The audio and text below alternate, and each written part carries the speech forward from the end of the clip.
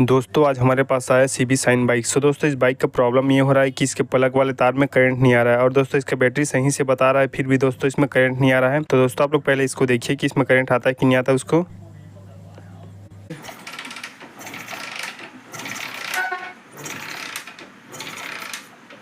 तो दोस्तों आप लोग देख सकते हैं कि हम लोग इसमें कीक मार रहे हैं, फिर भी दोस्तों इसमें करंट नहीं आ रहा है। दोस्तों आज हम लोग इसी को बनाने वाले हैं। तो दोस्तों आप लोग वीडियो को ध्यान से देखिए और दोस्तों वीडियो पसंद आए तो वीडियो को लाइक करके चैनल को सब्सक्राइब जरूर कर दीजिए। तो दोस्तों आप लोग देखिए हम लोग इसको बनाते हैं।